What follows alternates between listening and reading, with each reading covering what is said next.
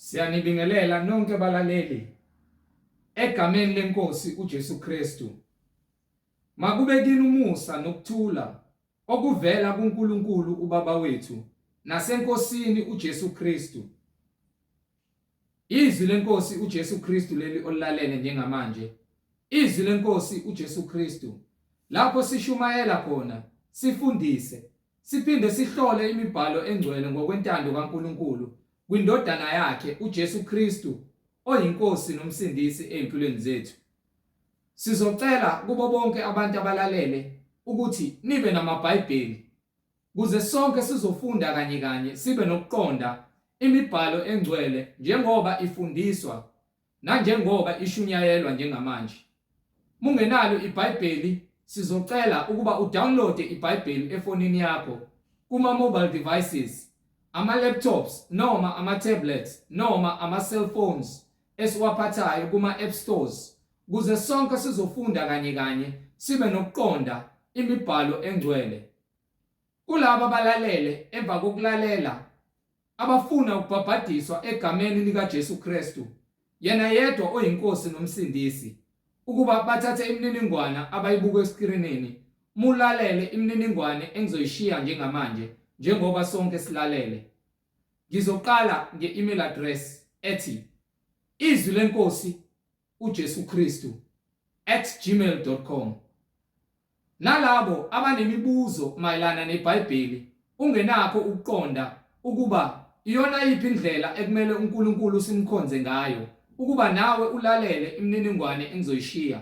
Nalabo abafuna ukuthola ubufakazi inkosi uJesu Kristu isibonakalisile empilweni zethu kuba yena yedwa uyinkosi nomsindisi, wakushiya nobufakazi obuthembekile obusuka kuye njengoba yena engulizwi, ukuba nawe ukuthumela ubufakazi onabo sibudlulisele kwabanye abafowethu nodadewethu inkosi mayivumile ithinta inhliziyo yakho. Ngizoqala nge-email address la sizokwazi ukuxhumana khona ethi izwi lenkosi .ujesukristu@gmail.com. izwi lenkosi .ujesukristu@gmail.com. Ngilandelise nge-cellphone number noma i-WhatsApp number la sizokwazi ukuxhumana khona ethi 066 566 9245 066 566 9245. Bazalwane, izintshumayelo zonke ziyatholakala ku-YouTube. Lapho ungakwazi ukuhlala khona phansi uphethe iBhayibheli ulalelisise ukuba ngabe lokhu okuzwayo ngabe kuyafakazelwa yini imibhalo engcwele iBhayibheli. Ku-YouTube uzosearcha uthi izwi lenkosi uJesu Kristu, izwi lenkosi uJesu Kristu. Ungakhohlwa ukuthumelela nezihlobo zakho nabo bonke obaziyo, ikakhulukazi labo ohlanganyela nabo ngaso sonke isikhathi, manithi niyamdumisa uJesu Kristu oyinkosi nomsindisi ngomoya nangeqiniso, ukuba nabo bahlolisise imfundiso abayifundiswayo beyincela beyidle ukuthi ngabe umoya ongcwele uyayifakazela yini njengoba efakazela kuwo wonke amabandla kaKristu ngeBhayibheli izwi likaNkulunkulu. Ku-YouTube uzosearcha, usubscribe, ungakhohlwa ukupressa i-notification button, usearche izwi lenkosi uJesu Kristu, izwi lenkosi uJesu Kristu. Ake sivule ngomkhuleko simbonge uBaba wethu osezulwini ngalesikhathi samanje, nokuthi izwi ekuyilona ukuphila kwethu lingene ngaphakathi enhlizweni zethu nasemphefumulweni wethu lifeze umsebenzi kaNkulunkulu wethu osemazulwini. Baba wethu osezulwini, mangcweliswe igama lakho Nkosi uJesu Kristu. Umbuso wakho mawufike, intando yakho mayenziwe emhlabeni njengasezulwini. Usiphe namhla isinkwa sethu semihla ngemihla, usithethelele amacala ethu njengoba nathi sibathethelela abasonayo. Ungasingenise kulingweni, kodwa usindise kokubi, ngokuba umbuso ungowakho namandla nobukhosi kuze kube phakade. Amen. Bazalwane, igama lami nginguNkanyiso Bright Zulu.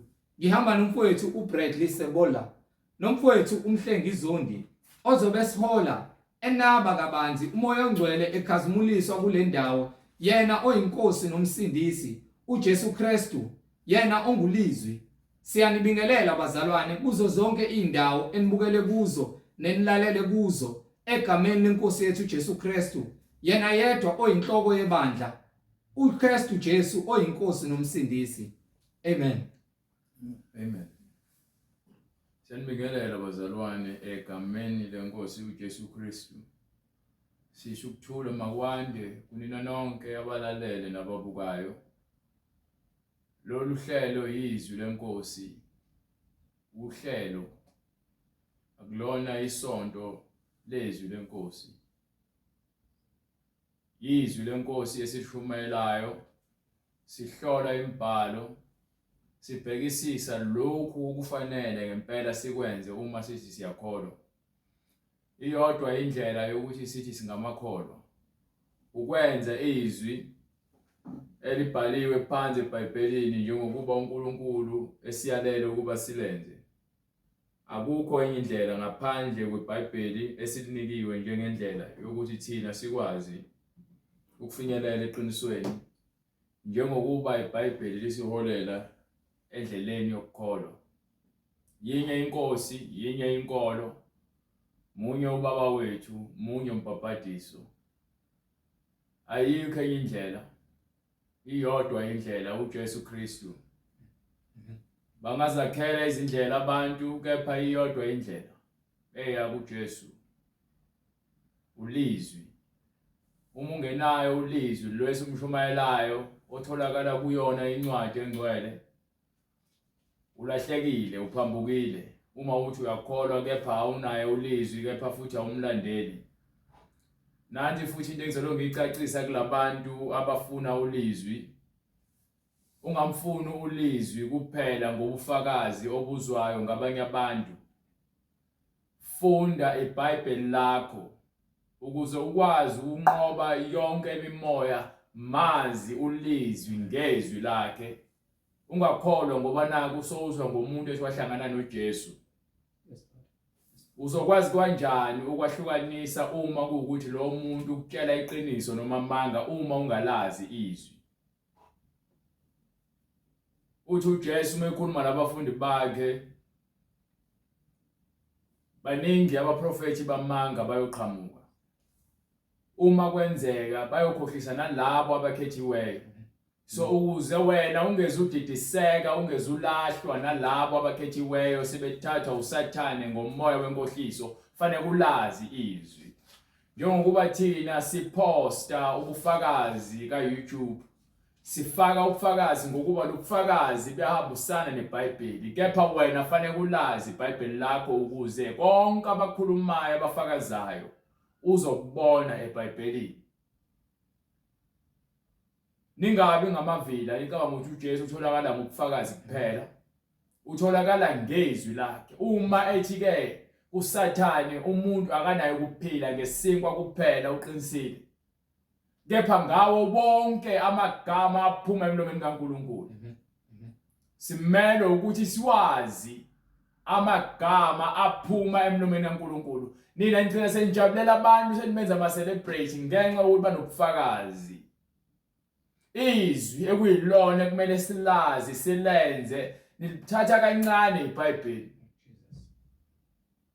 Manje leyo nto izolimaza nina egcineni. Into ebalekile iBhayibheli. Ukuze umuntu umethula ubufakazi agcwalise kwinto eseBhayibhelini oyaziyo. Ngokuba nifuna ukubuza imibuzo kulabantu abanobufakazi ngenxa yokuthi nina amaBhayibheli namafundi, kepha zonke izinto abazikhulumayo zike eBhayibhelini.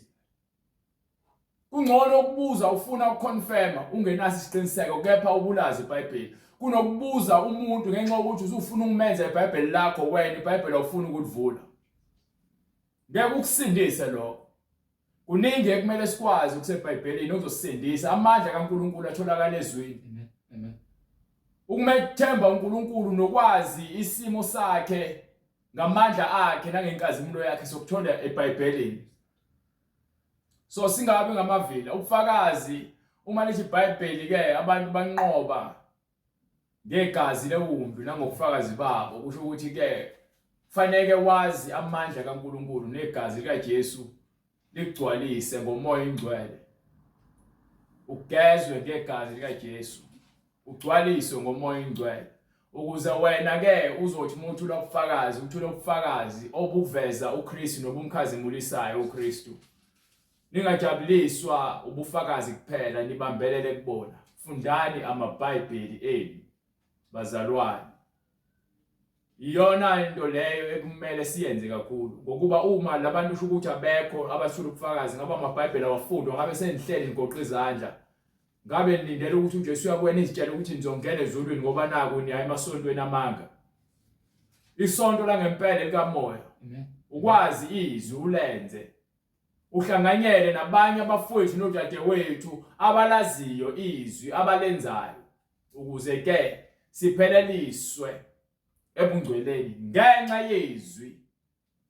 Ukuba bonke abathula ubufakazi bafakaza izwi, so nawe lazi-ke izwi ukuze ubufakazi bakho nobufakazi babo obutholayo eBhayibhelini nobuzwayo ngabo uhambisane.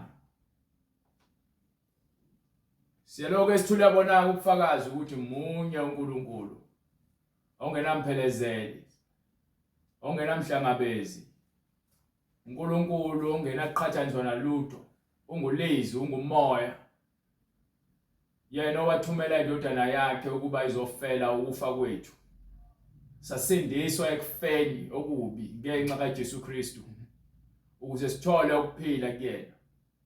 Siphila kuzona izikhathi zokugcina lapho khona uNkulunkulu ehlukanisa phakathi kwabantwana bakhe ukuthi beze kuyena ngokweqiniso, laba abathi-ke bangabakhe, badele konke abathi bayikho, beze kuyena ngokuzinikela nangokomoya oyingcwele.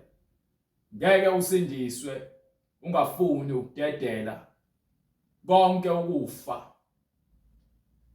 Umhlaba omdala kusho ukuthi labantu ababephila ngesikhathi sikaNoah, uNkulunkulu into ukuthelo yamenza wabhubhisa lo yamhlaba nalabo bantu bangaloso sikhathi, ubufebe, ukudakwa, nokukhonza izithixo, nobutabane.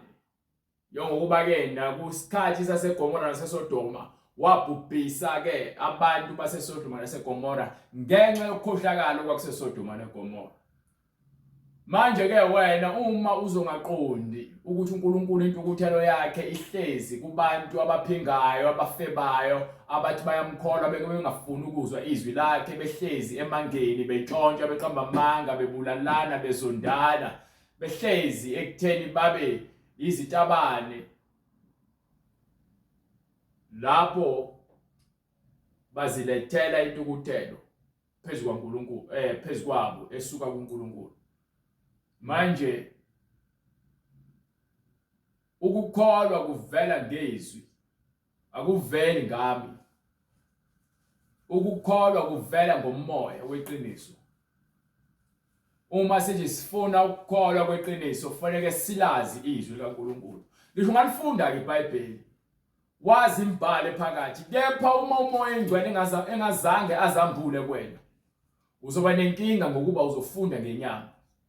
Kepha uma umoya oyingcwele uzithobile ngaphansi kwesandla sakhe wazambula kuwena, wena uzofunda ngokuqonda bese ulazi izwi lakhe. Lalelani bazalwane, ngiphinde futhi nginitshele, noma ngabe kuthiwa uSathane ukulinga kangakanani, kepha uma uzoloku ulifunda iBhayibheli, uSathane ugcine engayitholi indawo empilweni yakho nasenhlizweni yakho.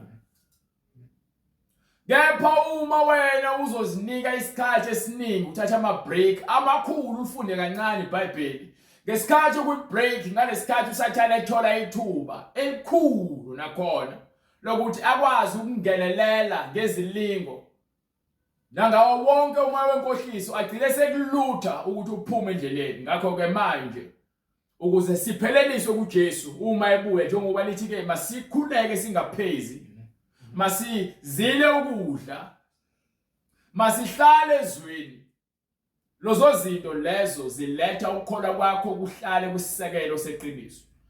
Ukuzila ukudla, ukukhuleka, ukufunda izwi. Izwi lingubufakazi kulabo abakholwayo ngokweqiniso. ukuze bahlale ezwini bangagudluki. Uma ungezukwenza lokho uzokwenza ukuthandayo ushiye kunye. Njengoba bonke abantu abayakholwa bekhethe eBhayibhelini lakho abakufunayo bashiye kunye. Kepha into abalulekile njengamanje ukuthi silenze izwi njengokuba kubhaliwe phansi. Singeqi nokukodwa sikushiye ngaphandle. Zila ukudla ufunde izwi. Ucele umoya engcwele ngomkhuleko ukuthi akwambulele konke okufihlakeleyo. Mase bakwalokho ucele futhi ukuthi akuvule ukuqonda. Nokuthi akunika amandla ukuthi ukwazi ukunqoba inyama yakho ingakubusi. Sisayinjalo ngiphi incwadi 1 Corinthians chapter 5 or chapter 4. Starting from verse 1, it's always better uma uzoqala from verse 1. 1 Corinthians or abaseKorinte incwadi yokuqala kwabaseKorinte sahluko 4 from verse 1. Incwadi yokuqala kwabaseKorinti sahluko sesine ivesi lokuqala. Yes sir.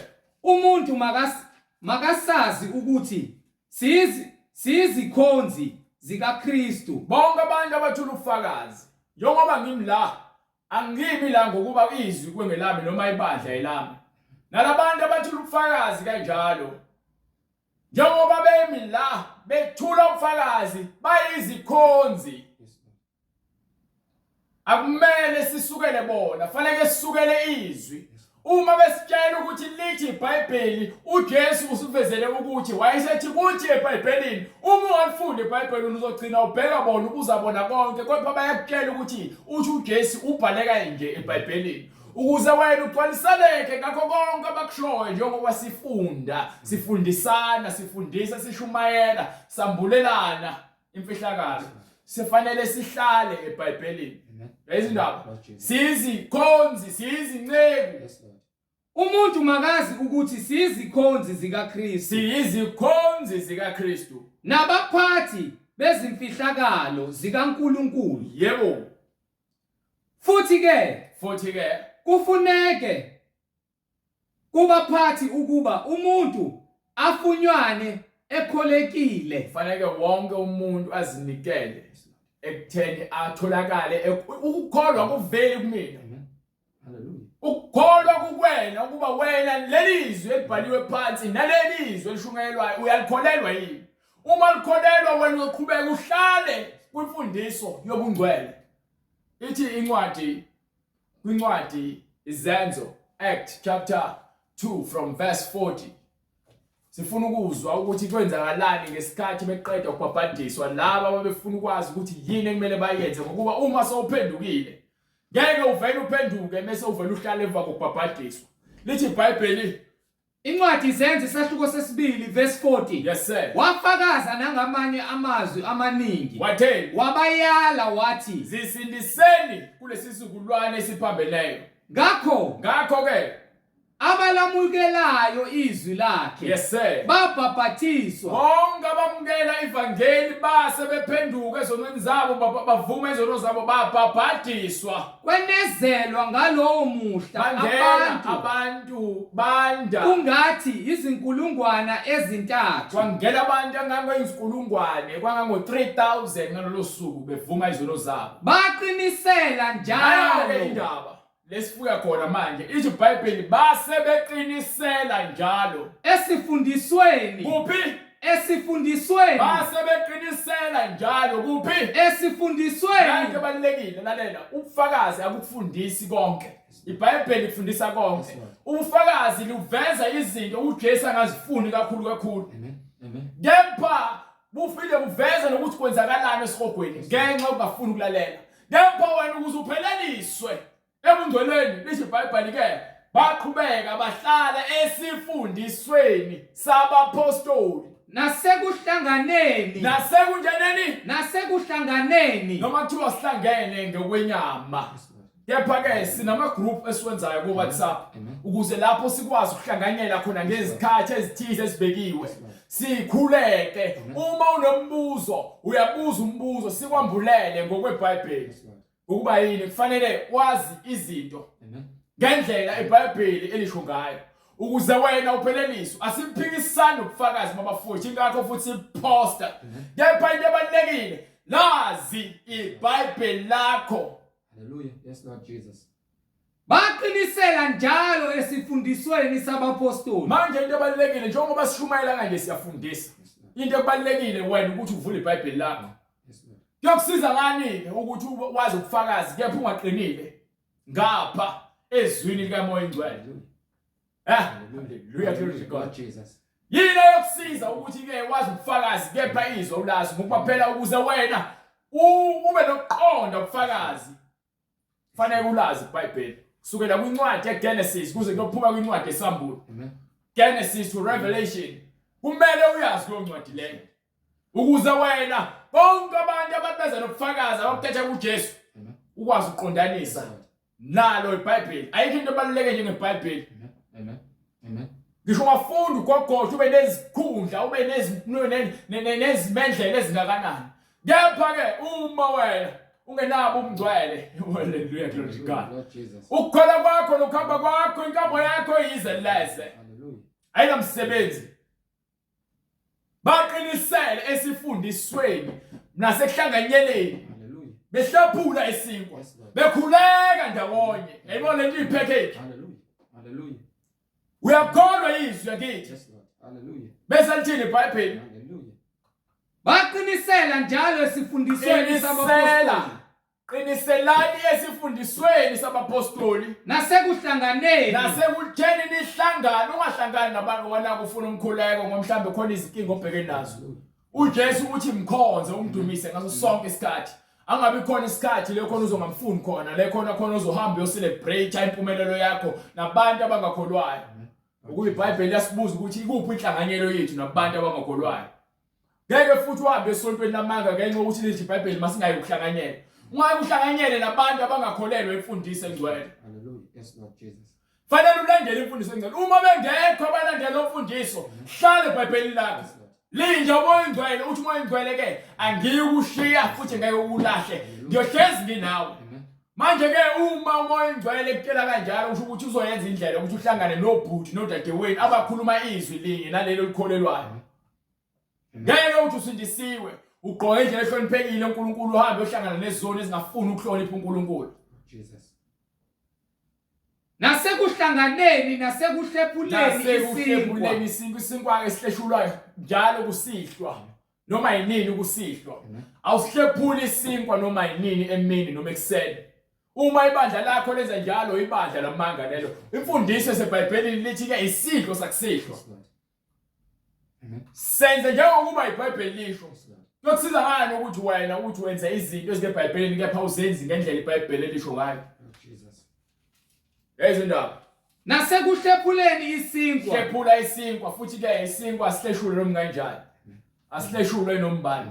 Sihleshule yilabo ababazi uJesu ngokamoya. Uma uzazi ukuthi usafeba, usaphuza, usantshontsha, uqamba amanga, uyabulala, udaka utshwala, uyaphinga, ukhonza amadlozi namademoni, ukhonza izwasho. Ngeke uzuhlephule isinkwa ngokuba wena ufanele ungcolile wena. Amen. Uma ukhonza uNkulunkulu abathathu, awuhlangani nesinkwa sikaJesu. Ngokuba uJesu uthi uNkulunkulu oyedwa. Akanayo uNkulunkulu eduze kwakhe. Nina ke noNkulunkulu abathathu enimakhonzayo mphambukile. Kuyelanga le ncwadi leyo. 1 Corinthians. Incwadi yokuqala kwabaseKorinte isahluko sesine ivesi lokuqala. Yes sir. Umuntu makasazi ukuthi siyizikhonzi zikaKristu. Siyizikhonzi zikaKristu. Nabaphathi bezimfihlakalo zikaNkulunkulu. Nokuphatha izwi likaNkulunkulu ekumele lambulwe kulabo abanganakho ukuqonda ekumele bafunzwe noma bafitwe ubisi labo abangokwazi ukudla okuqinileyo. Futhi ke kufuneka kubaphathi ukuba umuntu afunyane ekholekile. Ukuze ke wena uthi ke lemfundiso uyibambe ngendlela fanele ukholwe yizwi hayi mina fanele ngikuhole ngoMoya Ingcwele. Uma ngikuholela kwizinkanuko zami ngizoqambela amanga. Uma ulazi iBhayibheli uzosho ukuthi unamanga ke. Yabona la ayikho lento ayishoyo. Kepha uma ulazi iBhayibheli noma ungalazi iBhayibheli uzovumelana nakho konke ngikushoyo ukuthi ngeqabela amanga ngekholele ekufeni ngonxa yini solandela mina usalandela umoya ingcwele. Iningi labantu bangena ekulungweni nasezigibeni nasezihibeni eziholele ekufeni ngenxa yokungalazi iBhayibheli. Haleluya. Bani Kepha kimina kuyinto encane impela ukuba kimina kuyinto encane ukuba ngahlulelwe yinina. Uma ulazi izwi ngeke wahlulelwe umuntu. Ngeke ukuthi wena uhamba ngoJesu wena uhamba kuJesu.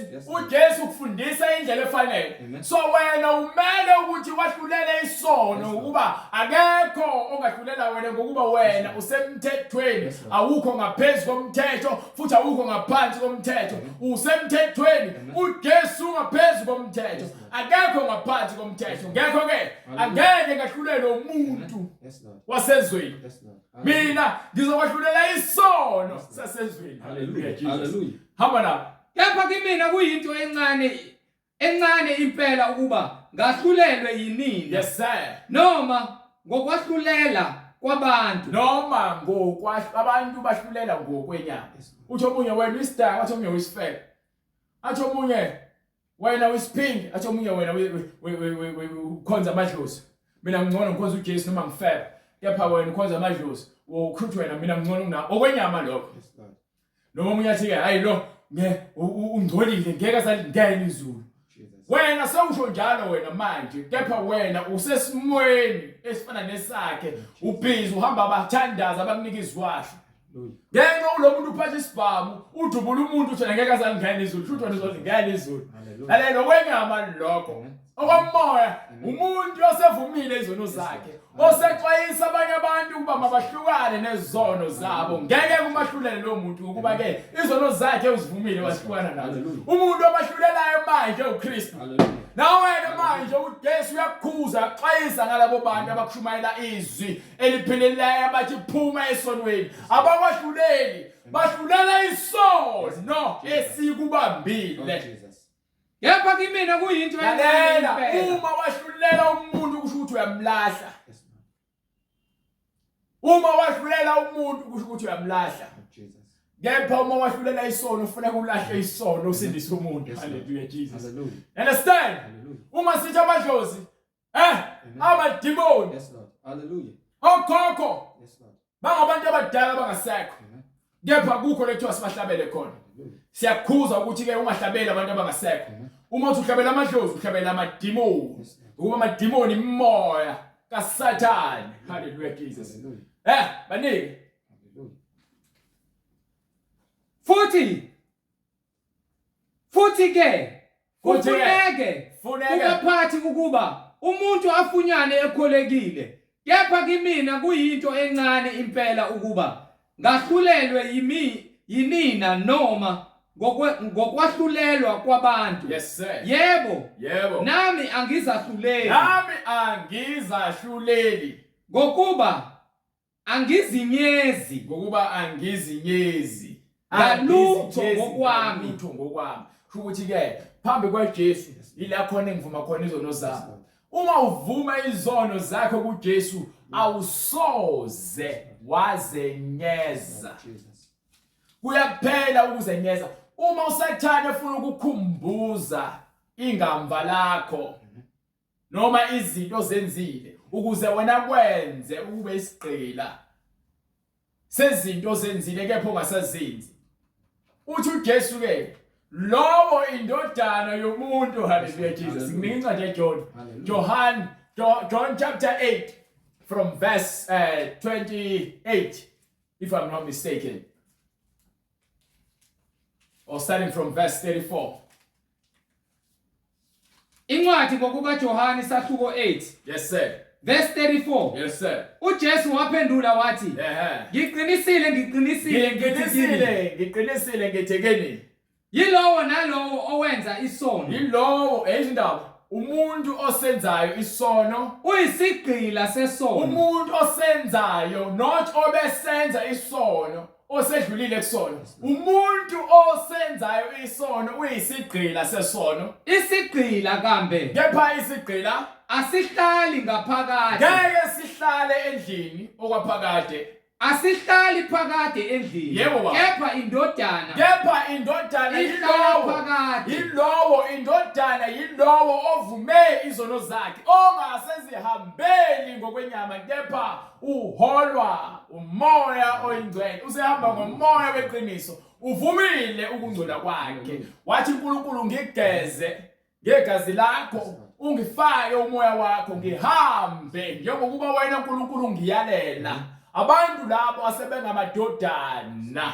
Understand? Ngakho-ke uma indodana hallelujah uma indodana inikhulula inikhulula niyakuba ngabakhululekileyo impela. ezwa-ke umehluko. Uma umoya engcwele esekukhululile, wena ngokhululekileyo awukwazi ukuthi uphinde futhi ubalwe nabantu abazolahlwa ngokuba wena sowuzinikele kuyena umoya oyingcwele, usuhola uJesu. Ingakho uJesu athi yena, uma umuntu ezwa amazwi ami ngawaloni angimahluleli, kepha ukhona omahlulelayo, izwi engalishumayelayo ilona elizokwahlulele ekugcineni, hayi mina ngompheki mina. Hallelujah.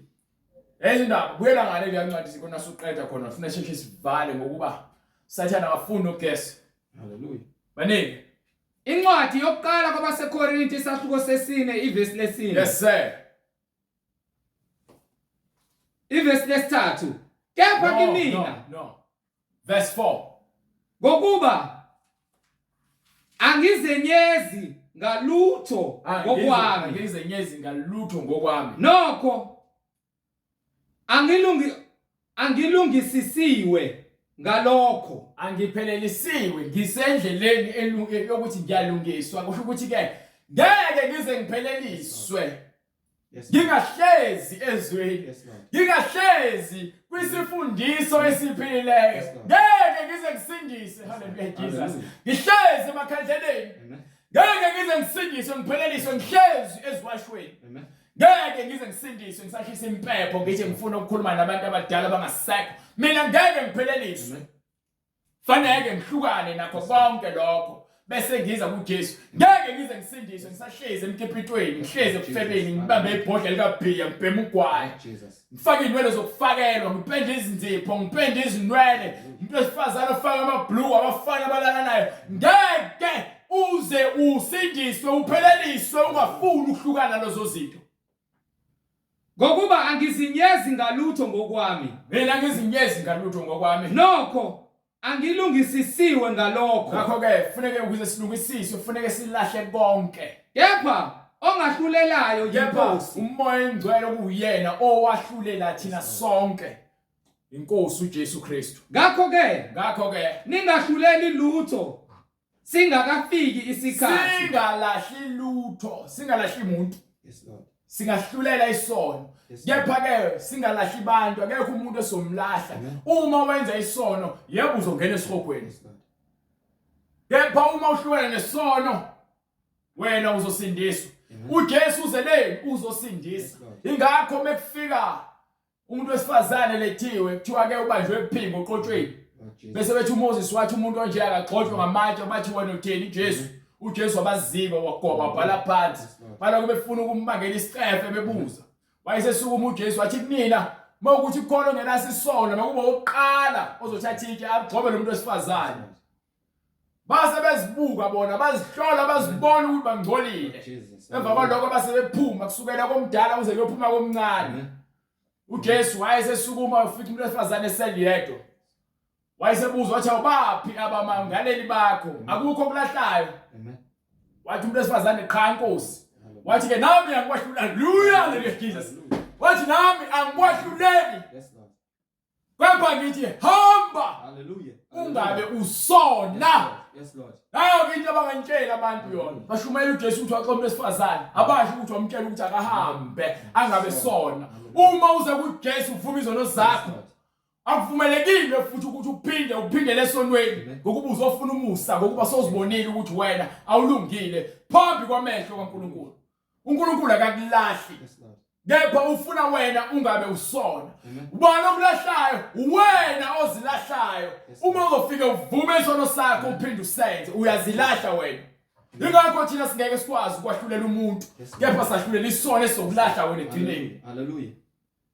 Yebo ongahlulelayo kepha yinkosi. ongahlulelayo uJesu Ngakho ke ningahluleli lutho singakafiki isikhathi. ningalahli umuntu iBhayibheli lithi ungalahli umuntu ukwahlulela ukulahla ukuthi uyinto oyibonisa inamsebenzi into ezosahlulela bese kufike isikhathi sokuthi uJesu abuye azokwahlulela umhlaba wonke ilapho ke khona ezobe selahla lapho engebona bakhe labo engebona bakhe labo bangabakhe abangamadodana abahambele ngezwi lakhe uyobe sathi buyelani ngapha nganene nina nizophila nami kwaphakade kepha bonke abazahlulele bona ngokuthi abafanele ukuphila bamukela uJesu Lord Jesus. bona bonke uJesu uzobalahla izwi lizobahlulela libalahle Ngakho ke ningahluleli lutho singakafiki isikhathi. manje ke ungalahle umuntu singakofika isikhathi Ingakafiki inkosi ingakofika inkosi uJesu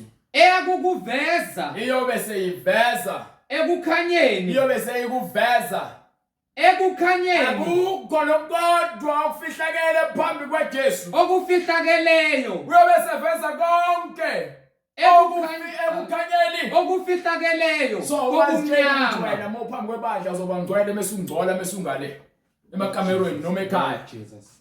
ukuba konke okufihlakeleyo uza kwambula so inhliziyo yakhe ayinakufihla Yes, lutho Lord. phambi Yes, kwaJesu Lord Jesus. ukuba wazi yonke imindlinzo yakho nenhliziyo yakho Aveze obala veze obala izizindlo zenhliziyo. izindlo fanele silazi iBhayibheli ukuze sizizwe lezinto ukuthi akufanele sihlonde nakancane uma esebuya uJesu ngokuba uzokwahlulela konke Amen.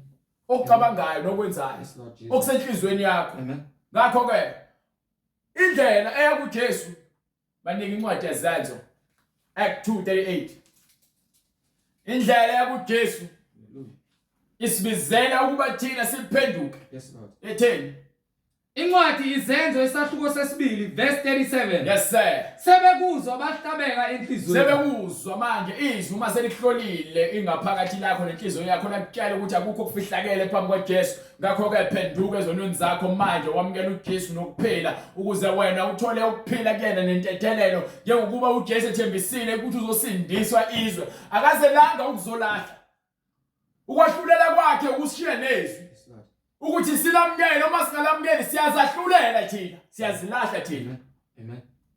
Sebekuzwa bahlabeka enhliziyweni bathi kuPetro nakwabanye abapostoli, base bethi kuPetro nokwabanye abapostoli madoda bazalwane, madoda abazalwane siyakwenze njani na? wayesethela uPetro Phendukani. Petro wayesethi ke bazalwane nina abazalwane seniphumile endleleni nahamba nozinikele ekufeni lithi iBhayibheli ke phendukani uma wena ubuphila ungamazi uJesu uma sofuna ukwazi ukuthi yiphi indlela ekuJesu lithi iBhayibheli phenduka Yes, Lord.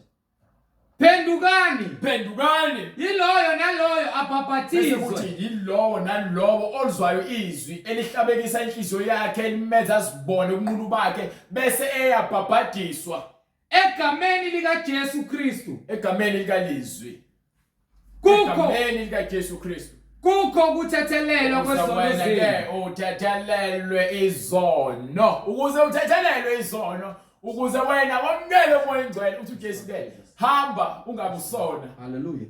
Yes, manje ke ngeke wamukele uJesu uphinde ohlale emanyeleni kufana nenje afike yagezwa noma ingulube egeziwe yaphindela odakeni noma ufana nenje phalazile yahamba yaphinde yabuya yazodla umphalazo wayo Jesus. manje ke mase ubhabhathisiwe kumele wamukeliswe isiphiwo Khona niyakwamukeliswa isiphiwo sikamoya oyingcwele.